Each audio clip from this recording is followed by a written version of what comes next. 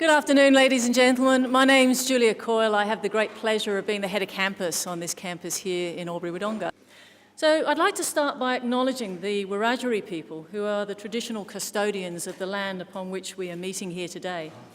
I'd also like to pay my respect to the elders, both past and present, of the Wiradjuri nation, and extend that respect to other Indigenous Australians who are present here today. And I'd also like to note the apology that's come in from the Wiradjuri Council of Elders. Unfortunately, they're meeting in Parks today, so we're not able to be here, but otherwise they would have been here. Look, I'd love to welcome you here today. We've got a lot of people who travelled a very long way to be with us here. I want to extend a very special welcome to our colleagues from La Trobe University, who are sitting up at the back there, who were partnering with us on this submission. I'd also like to acknowledge that we have representatives of the Wodonga and the Albury councils, and their support and their engagement with this has been fabulous. The Murray-Darling people are also somewhere in the vicinity, and we're still trying to find them, I think. Where's John? Have we found them yet? Oh, we have. Lovely. Thank you. Welcome. So a special welcome goes to our guest speaker, Kosta Georgiadis, and we're very pleased that he could take time out of his schedule to come here and be with us. This is particularly special for us on this campus. I said it when I started that I had great pleasure in being the head of campus here, and that's because it is a campus that has a warmth and a feeling and an ambience that is really pleasurable to work in. You work in these buildings and you work with staff that are very passionate about sustainability in all its manifestations, not just the environment, but the sustainability of us as social societies. I think is something that really makes this one of the most pleasurable campuses to be on and work on and live with, the people who are here. One of the things that you'll notice here is you're sitting in a very innovatively designed lecture theatre, and as you see the buildings that are further on the campus, many of them are made of rammed earth. Those that weren't made of rammed earth, we tried to do the development of the buildings in ways that were environmentally sustainable.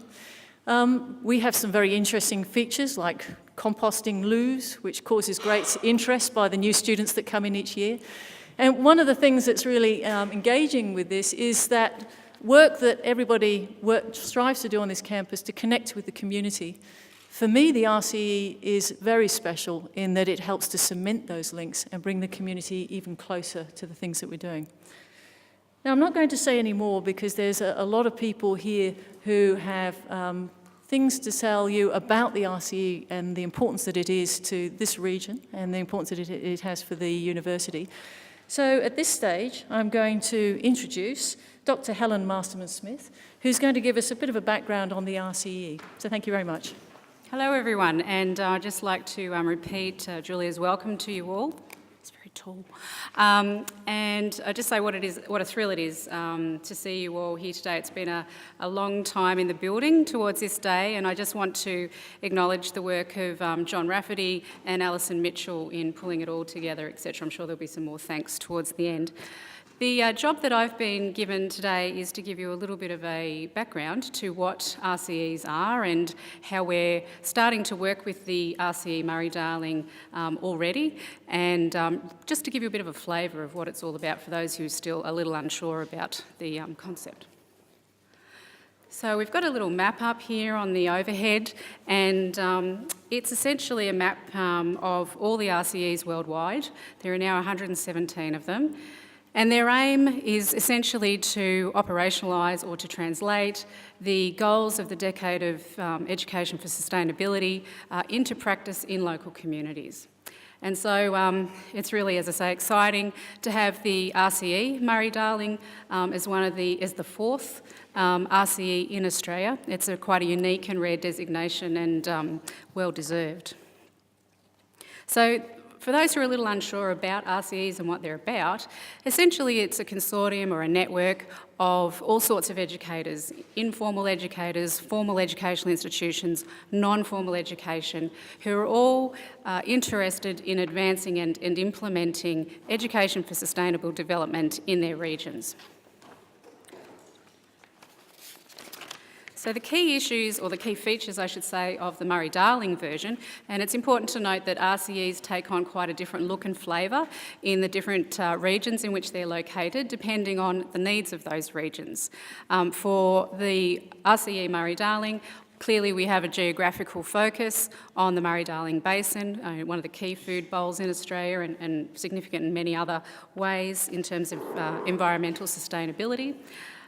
Its area of, or its key goals, as I say, are about that building of networks and partnerships to achieve those ends, with a particular focus on key activities in terms of education, training, research and community engagement.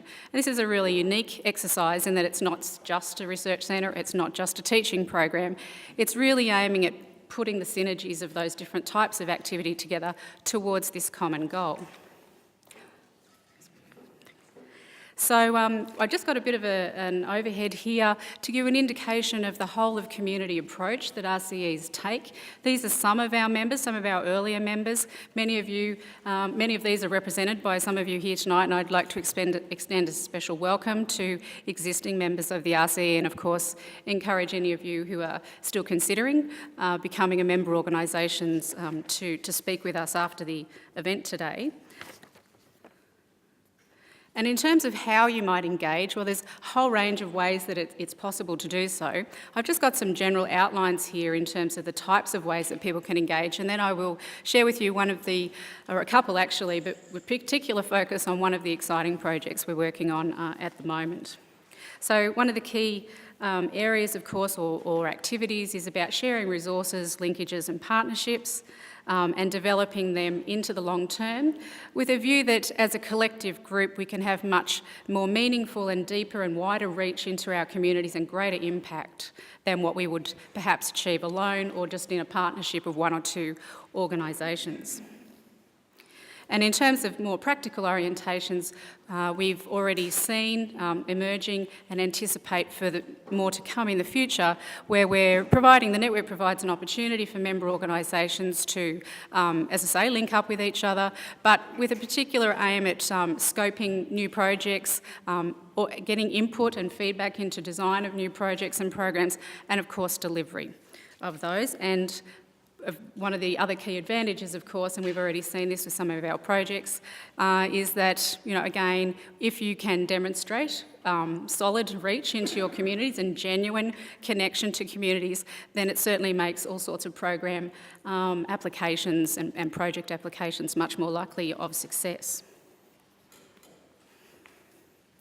So I just want to touch on a couple of projects, one in particular that we're working on already. I want to make before I launch into that, a special welcome to our representatives from the Murray-Darling Basin Authority and the New South Wales Office of Environment and Heritage, who are both involved in both of these projects.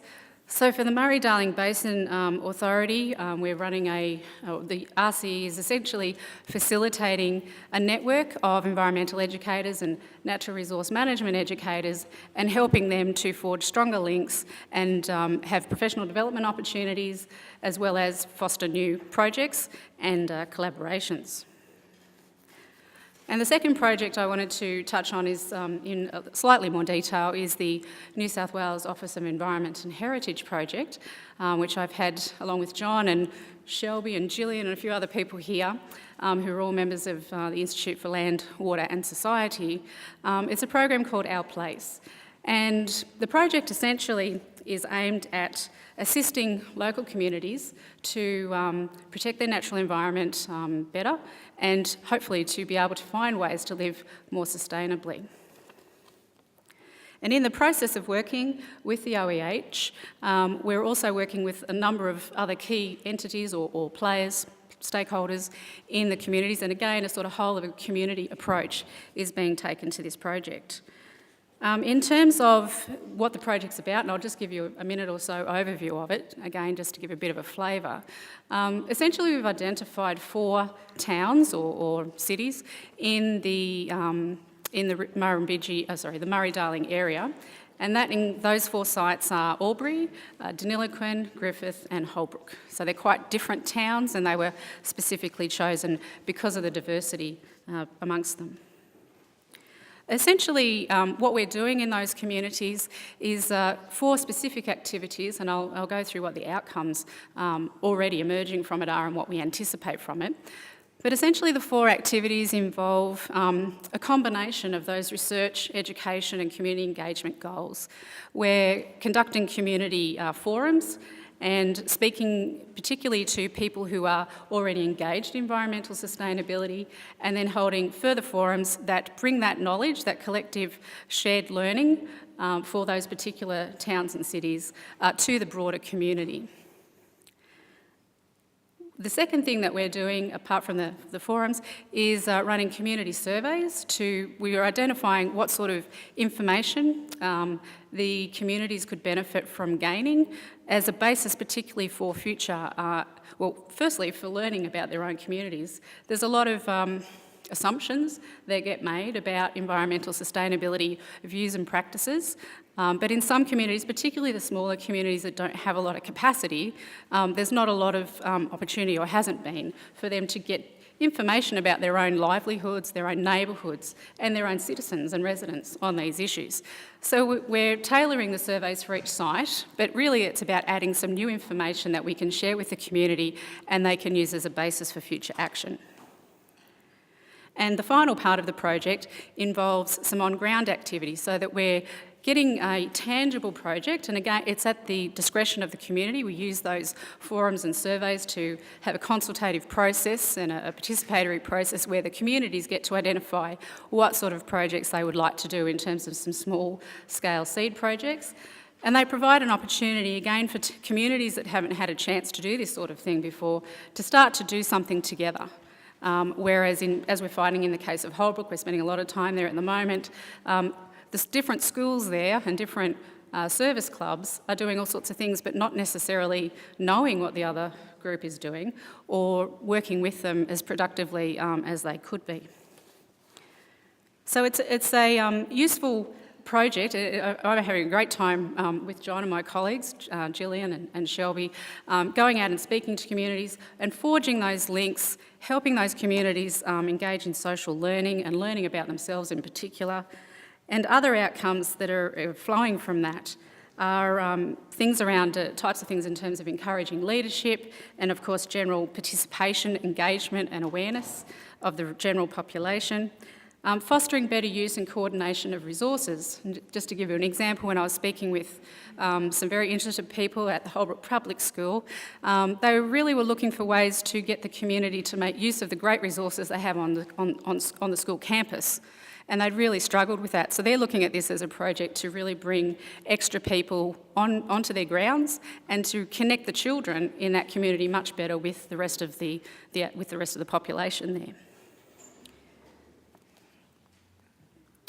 The other key issue, of course, is that the project has a cumulative effect. So in addition to the different activities happening in each of the sites, there is also an opportunity through the project to link up those communities and activities and potentially feed them into, for example, the Murray-Darling Basin Authority's network of environmental educators who may not ordinarily know of what it does or how to access it. So we're looking at a whole range of spin-off benefits that we anticipate coming from these projects. So hopefully that gives you a bit of a sense of one of the kind of projects that we're doing and how all the multiple benefits it has for those communities and of course for us at the CSU community and the broader regional community as well. And I think we've just got a slide there if you're interested, as I said, in becoming involved or would like to speak to one of us in the RCE community. They're my contact details and John's, and there is the website.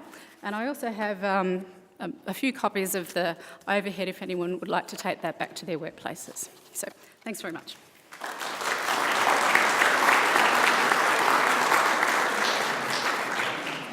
Thank you. So we'll leave that slide up so that you all have a chance to write it down and become a member. Now I have great pleasure in introducing our Vice-Chancellor, Professor Andrew Van, who's going to say a few words about the RCE and the importance of this to our rural communities. Thank you. Thanks, Julia. If I could also acknowledge the Wiradjuri as the traditional owners of the land on which we're gathered and also pay my respects to their elders, past and present. So my job really is basically to present the certificate to Max But also I wanted to say a few words about how it fits with our mission as a university and what it is we're trying to do. Just before I do that, though, I also wanted to welcome everybody to our Albury campus. As the Vice-Chancellor of a multi-campus institution, I always like to say that all of the campuses are special, but the architecture on this campus I think is fantastic, and it's certainly probably one where we've done some really exemplary things in terms of sustainability through the architecture, so it's always wonderful to be at the Albury campus. Also like to welcome Kosta as well. Kosta and I crossed paths when I was at James Cook University there a few years back, so it's great to see you again and look forward to hearing you talk. So I just want to go back to the university's narrative, as we call it, or what you might call our mission statement, and I'll read it out for you, and I'll kind of explain how the RCE fits with that notion.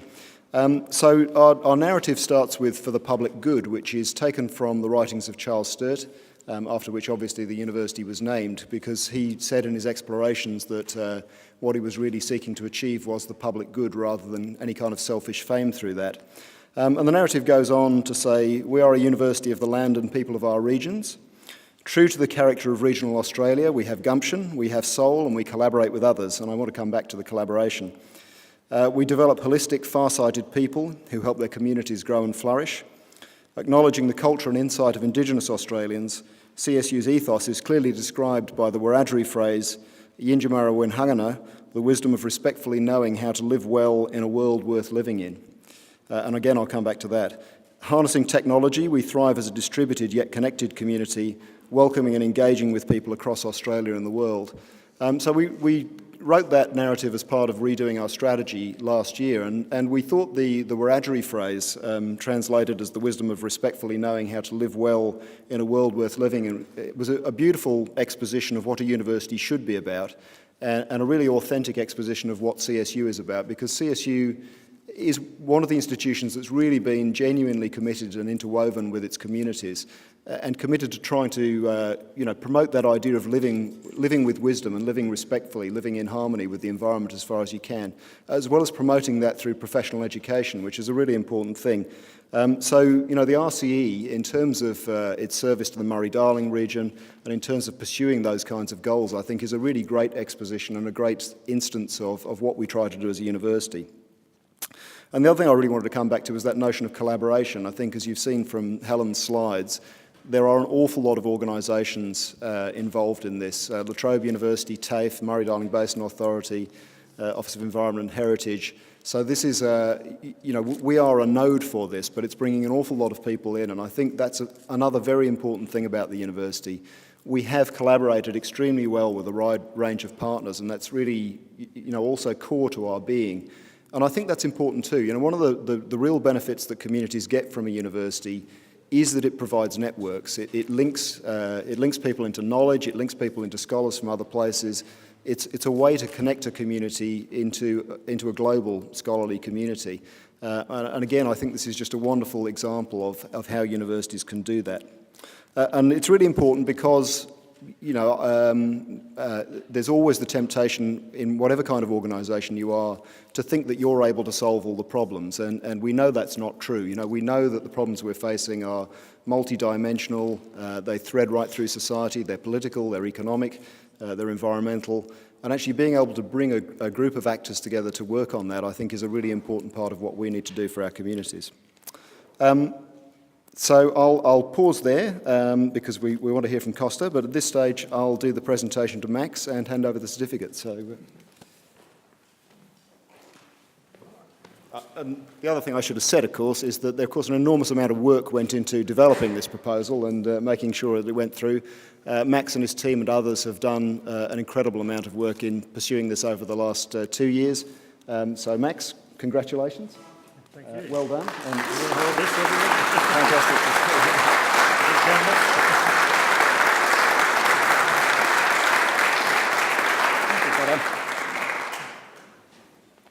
You take that now.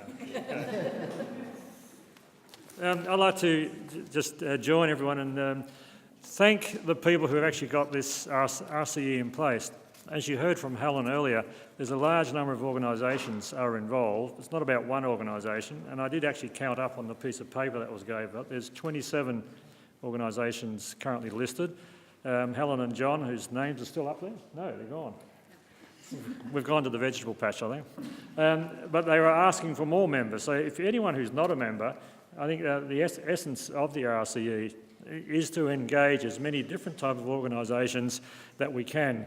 The name, excuse me, the name brings in the Murray-Darling Basin. I don't think we cover yet all the basin. No. I'm not sure what we do if they all wanted to join either. Everyone wants to come to Albury, so... But we all know why. The actual scope there of the RC is very broad. The second thing I want to mention from CSU's point of view, my role is really to represent the part of CSU which is supporting the RCE. We're not intending to, we don't own it, we're just part of it, but we'd really like to use the links that we can make across the RCE to develop the entire program, through from the teaching and training, etc., to new activities, which is why we're really pleased to have the representatives from the OEH, the Office of Environment and Heritage, and the MDBA, who are already undertaking activities, capacity building activities in the main through the RCE. We'd like to thank them for their support, look forward to further support from them. I mean, they have the money, so, but use that to link to every other organisation that is part of the RCE. And to conclude, I'd like to thank John Rafferty, who was sitting at the back. I've lost him. He's moved. As many of, I'm sure all of you know John Rafferty now. Our involvement and efforts to the RCE to link with all of you has been driven by John mainly, with Helen and many other people helping. So thank you, John, Helen and everyone else. And thank you, Andy, for coming to give me the prize. I got the prize. Well, I'd had it, it's gone already.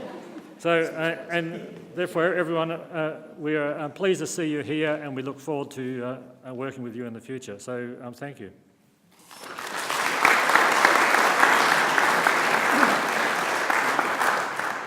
I'd just like to point out that the frame is quite special as well on that designation, and it was made by Andreas Martinez. And it comes from, it's camphor laurel, and it was a tree from the Thaguna Golf Club that was taken down because there were difficulties with where it was. And so it's now been recycled, and it's forming a very important part of the RCE. So it's rather a nice connection with the community. Now I have very great pleasure in introducing our guest speaker for today, and it's Kosta Georgiadis. Kosta is a landscape architect who has an all-consuming passion for plants and people. And he brings to this knowledge about how best to bring both of them together and how to get great pleasure in bringing them together. So Kosta believes in embracing and celebrating Mother Nature's cycles and seasons and nurturing her balance, beauty, and bounty organically. His holistic approach is all about gardening the soil and the soul. Known to many of us as the host of ABC's Gardening Australia, Kosta is also a patron of the Australian Association of Environmental Educators. So you join me in welcoming Kosta Georgiadis.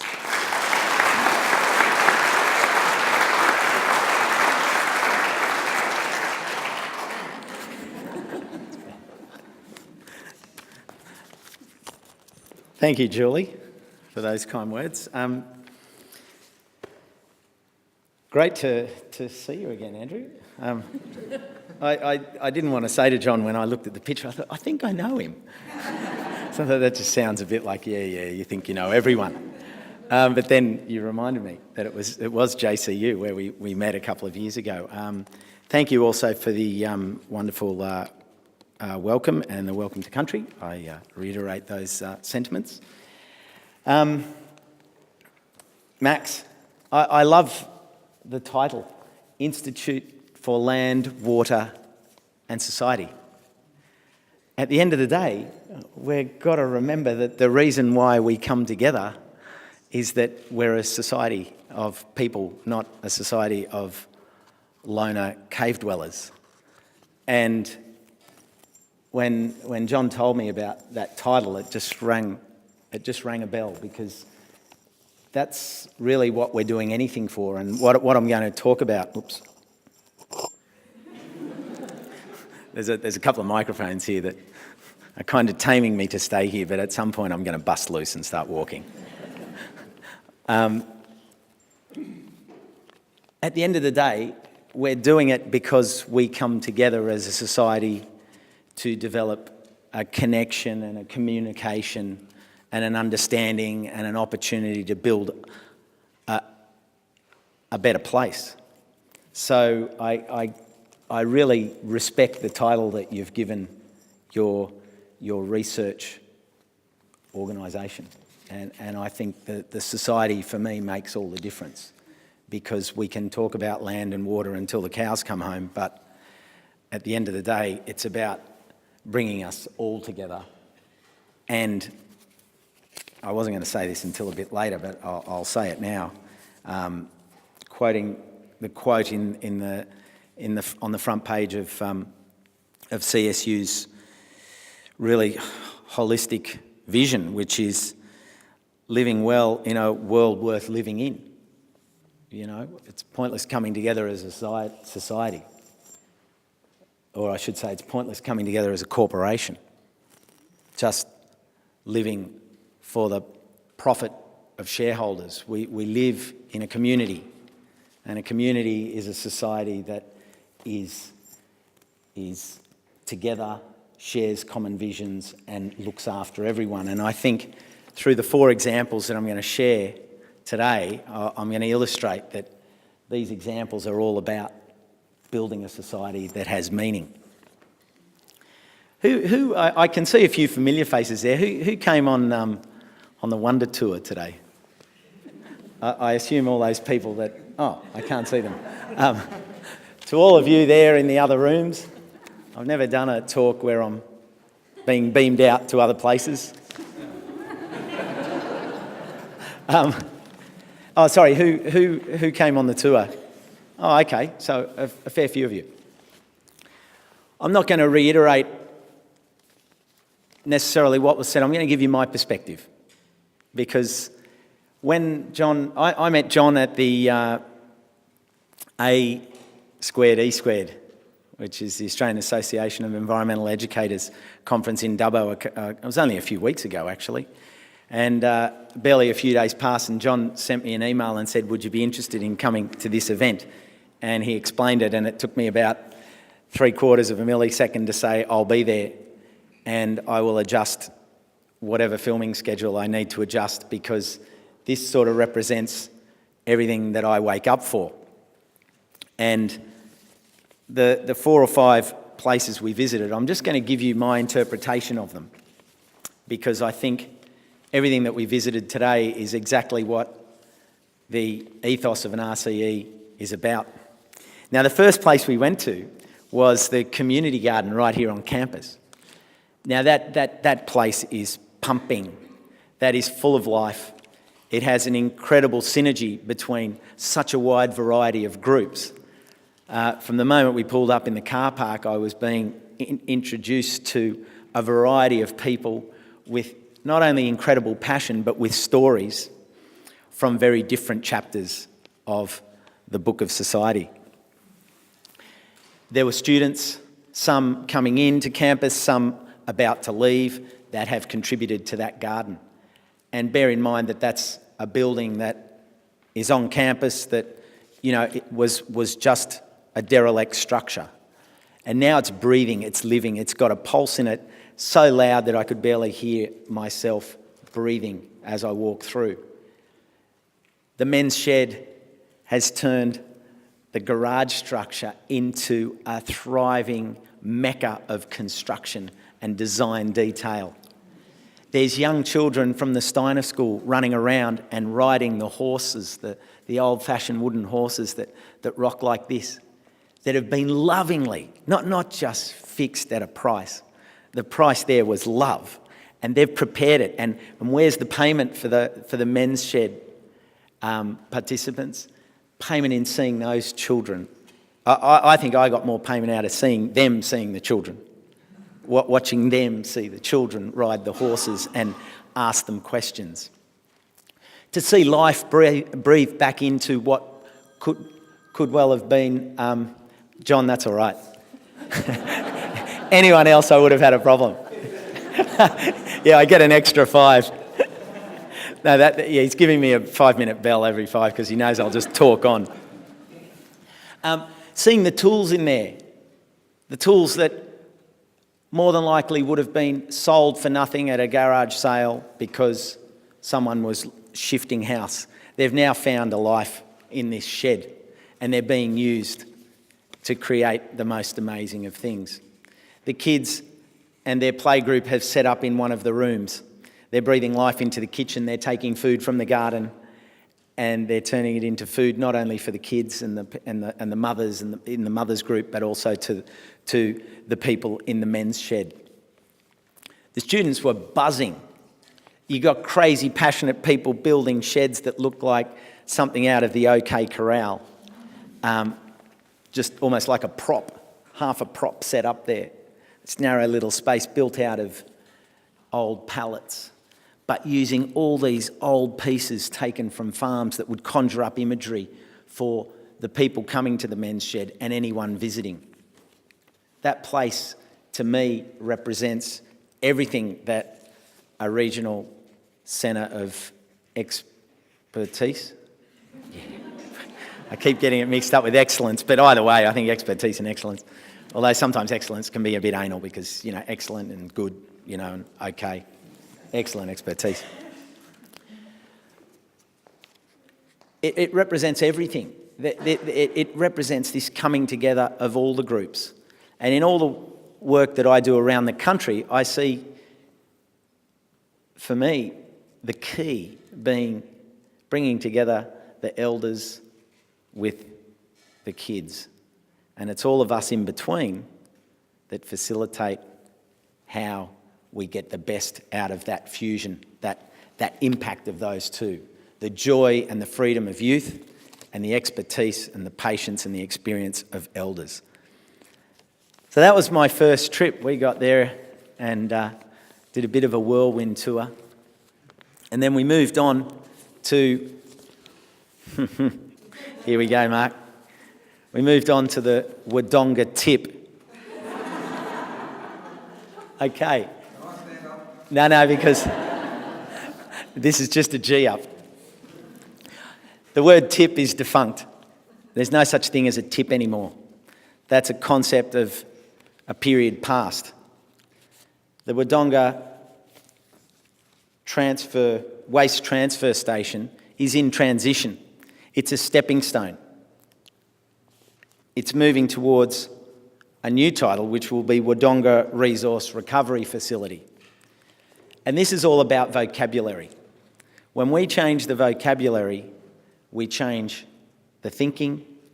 When we change the thinking, we change the behaviour and the outcomes and the expectation.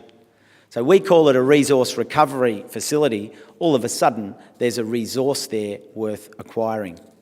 And that's exactly what they're doing there. They're separating the resources, recovering them, repurposing them, recycling them, reusing them. But it's not just innate resources. I mean, the things that I saw there this morning were fantastic, even down to the point where they're recycling animals. The pound is now at the resource recovery facility. And how good is that? That thinking is seeping through every corner of council and community thinking. Because why shouldn't those animals be rebadged? Why should they just be knocked off? And the amazing thing is that they started with statistics of 80% being put down and 20% going out, and they've turned that around to 20% being put down and 80% being put back out to people. And again, people within our society, people where these animals can provide companionship and support for elderly and for young people. So the layers on which this new vocabulary can be exercised are endless, and it's only as limited as we want to limit it to. What else did I see there? I saw a wonderful thing, that people can go to the resource, soon to be titled Resource Recovery Facility, or maybe you can come up with something even funkier than that. Facility, we might be able to come up with something better. And actually pay back misdemeanors, do community service. Imagine as a community service, you'll spend time when people bring their ute or their trailer, and you will help them separate it into the valuable resources that it is. And there is a multitude of boxes, containers, spaces for all these different things to go to. And then they've got their value, and then they move on. And probably the most exciting part about it is the shop. And there's not one of us here that couldn't walk through there and find a treasure and repurpose and rebadge something that would otherwise have gone into landfill and become a problem for generations to come. So that whole concept of education through separation, it's right there, and it's happening. It's happening right here in your town, in your region. And that's a facility that is first class, it's world class, but it's local.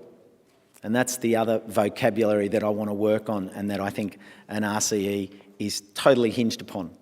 The whole concept of local and regional. If you get the local and regional right, the global sorts itself out. I think sometimes we get carried away and say, oh, I'm going to go out and save the world. But it's a long way to go out there. It's a lot closer and easier to start right here by recycling your dog.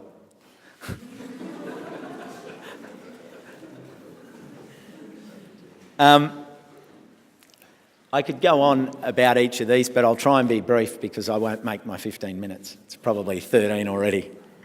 Oh, so 5 to go. Okay, I'll be quick. Then we went on to Wodonga Middle Years College, and the wonderful Helena and the staff and the volunteers are doing wonderful things there. And this is that next layer where I talk about students and children, and then students, and then academic students, and so on and so forth. And the pride that I experienced to walk in there and have the students giving us cordial that they'd made, and to see how proud the PE teachers were to talk about the fact that they're engaging the curriculum through the concept of fitness and nutrition to have the kids dig garden beds. It's not about saving the world. We can change the language and change the vocabulary to get the engagement and allow nature to cast its spell. And then once kids are engaged with the garden, they will just do it, not because it's good for you. The good for you can come. But you talk about fitness, suddenly they're in. And then the kids took us on a tour, and they were so excited to talk about that. And from the moment I walked in, the front desk has seeds that have been saved. There's a stall. There's a stall at the front office selling worm juice, selling cordial, selling jams, selling things that people can pick up and give as gifts. Imagine that. You go in, sign in for the kids or something, go, oh, so-and-so's birthday, I'll buy one of these things. That's what a centre of excellence is about, giving a local product, grown, prepared, signed with love by the kids.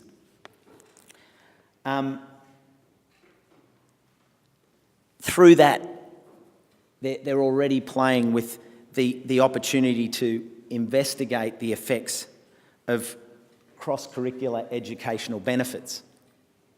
It's all there. It's all there. And the connection between the school and the university to build these synergies into curriculum is starting to roll. And when we have structures like centres of excellence that are saying, okay, this is what we want, and this is happening on the ground at this school, and there's the leverage point. Here we go. We've done it at one school. It's working. Kabonk. Let's do it again. Replicate, replicate, replicate. So fantastic stuff going on there. Now, the third place we went to was the Birrelly Road Neighbourhood House. Our table to yours. Again, vocabulary. Just that little tagline, our table to yours. That's where you hook things in. We've got to make people engage. And there's some of the food, some of the, I don't know whether I wrote that stat down, but they're pumping out thousands of meals a year. They've got solar panels on the roof to power their kitchen. So all of these layers of learning are taking place at a local neighbourhood centre. And Ed is just an incredible powerhouse. But he needs support. And the best way he's going to get support is when we can do studies on what he's doing, studies on the outcomes, so that then those studies can inform funding for the future. And this is where these links really start to build. He's got all sorts of groups. The Murray Valley Centre came. The kids from the Murray Valley Centre, they were fantastic. And we're talking a mixture of high-function autistic coming down there once a week and participating in that garden. And they grew from seed the beetroots. And then they're planting them out and then they're harvesting them and helping cook them. I mean, these are outcomes that are beyond anything you could possibly wish for. There's VCAL students coming and learning through there. Street Harvest, what an amazing program that is. Saying, okay, there's lots of backyard produce, let's do something with it, let's get it out to people who need it. These are groups that are being brought together by little engines out there in the community that we need to recognise, support, get backing for. And then finally, we finished up at Banjura, and that was a big finish. The kids there, it was Halloween, they were fired up. There was calls of Oscar all over the shop. Oscar, come here, and Oscar, come there. But they're doing, again, starting right down there at the beginning, influencing the children, directing their thinking, creating a new vocabulary, and most of all, sharing that education with their parents. They're taking it back home. From things such as green cleaning, gardening, recycled materials for their projects, even just drying the clothes on the line instead of on the dryer, little things like that. And of course, their big ticket issues like lowering water and energy use. What does all this boil down to, in my perspective? There's 5 different things right here in your community that are bringing all of these concepts together. And we're talking about groups, we're talking about volunteers, we're talking about individuals, all working at the front line. Parallel with this, as has been explained earlier by Helen, we've got local government, we've got state government, we've got federal government. Within that, we've got the Murray-Darling Authority, we've got CMAs, we've got Office of Environment and Health. We've got all these different institutions working at their front line. In some cases, there's push and pull.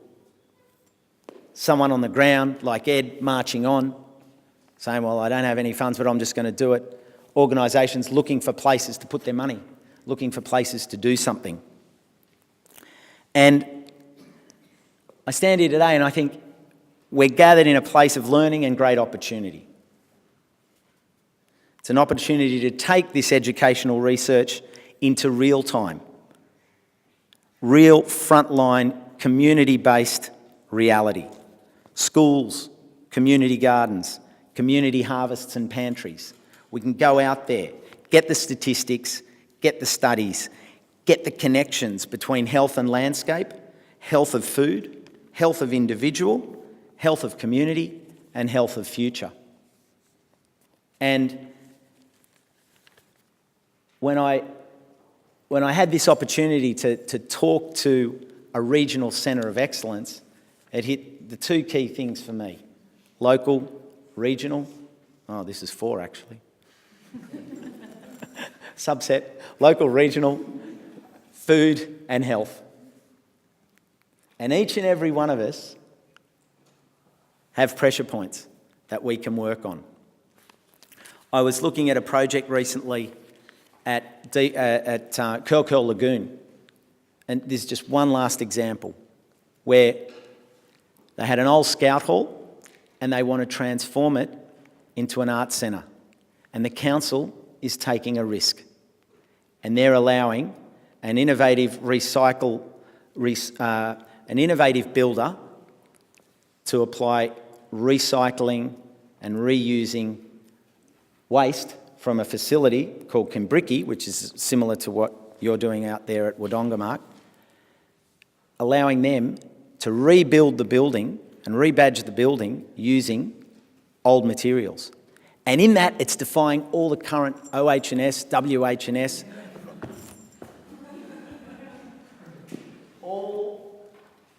all those hindrances that as a society we've been laying upon our future.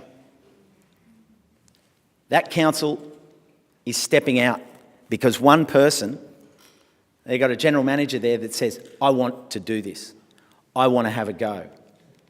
I want to change the direction that we're heading when it comes to all of these controls, all of these limitations. Each and every one of us can be like that general manager. Each and every one of us can say, yes, at my local level, I'm going to make an innovative change. I'm going to start with that small step, just as all of the 4 or 5 examples I've spoken about are doing and living. So I'll finish off by saying it's an absolute pleasure to come down here today, to have been able to go around and see what's happening right here in your region. And I know that you have the people, the capacity, the experience and the drive within your community to push something like an RCE to its very limit, to say, we want you out there. We want you to push curriculum. We want you to push opportunity. We want you to get statistics and drive the change that's going to make our society, in Max's words, and in Andrew's front page here,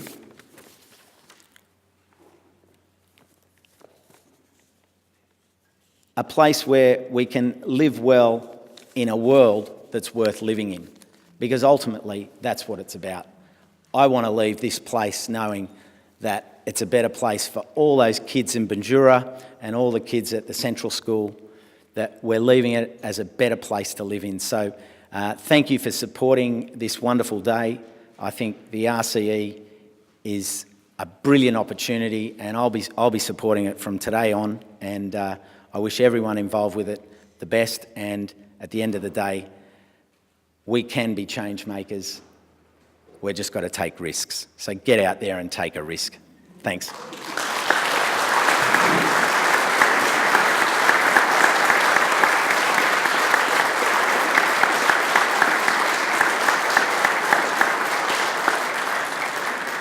That's whether I come down here.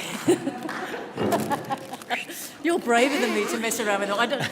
I've learned, don't mess with the mics because things go wrong. Look, what a call to arms and what a splendid speech, and what captured the joy of what it is about living in this region.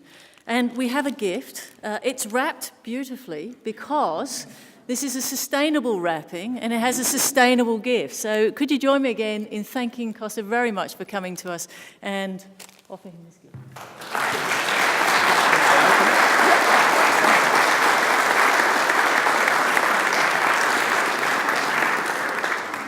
Now, whilst Kosta's opening that, I'm going to ask John to come down here because he's been hiding at the back there. He didn't know I was going to do this to him either. And I'll stall here as long as it takes to get him down onto the stage, because John has been quite pivotal in the Murray-Darling RCE coming to fruition. He's the squeaky wheel, the water drop that reminds us. So for all of you that have been hearing us talk about Dr. John Rafferty, this is, from my children's perspective, the guy with the worms, because what he does do very well is excite and engage kids and bring them onto this campus and engage the students with the kids. So can you also just thank John Rafferty?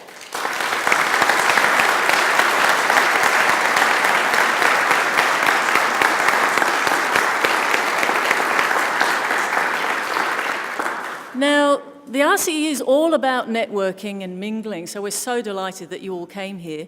Now, we can't let you leave without the opportunity to have a chat, to mingle some more, and to share with us some local produce. So please, if you have the time, do stay, do join us, and do have a chat, and thank you very much for being here.